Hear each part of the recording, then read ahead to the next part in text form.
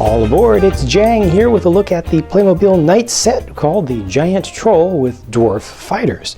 And this goes right along with a scenario in the Playmobil DVD Knights little mini movie that they did. I think they also published that online, so it's nice to get the little dwarven fighters who are not too much shorter than a regular figure, but you can definitely see the difference there. But you know, the troll is larger than a normal figure and the dwarf fighters are smaller than a normal figure, but they're all kind of within a respectable playable range. I want to focus on the troll first. This one has interesting expressions to it. So the face is done pretty well to begin with, but check this out.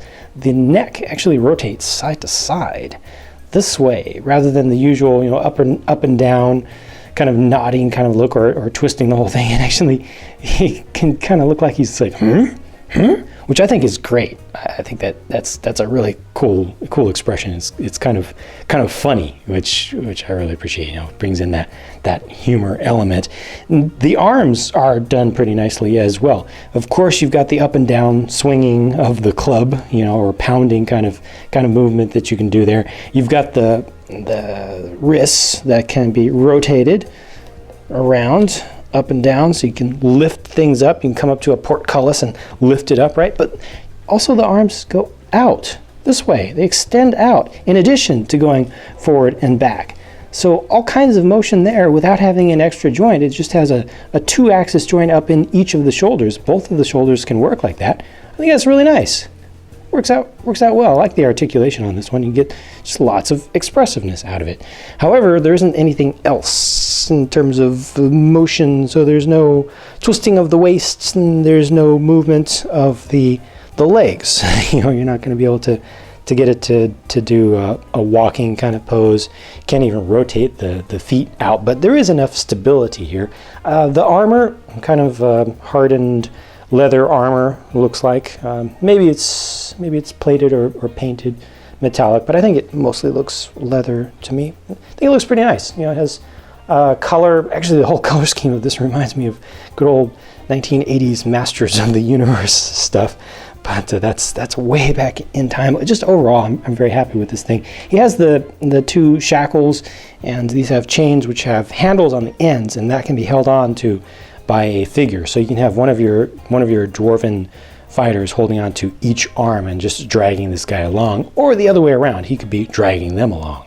I think both of these guys look great too. I appreciate that they have varying colors. You know, their color schemes are not consistent. You got the gold bracers over here, and then the red and the kind of dark gunmetal gray color for the armor on the left, and then on the right, you know, just mixing things up. So it doesn't look like they're from a particular faction. They look more independent.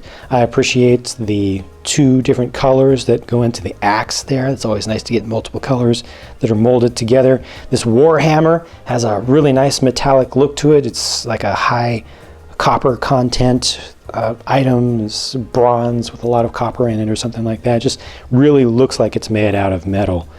You kind of have to either put it in your hand or start to look at it more carefully to recognize just how plastic it really is.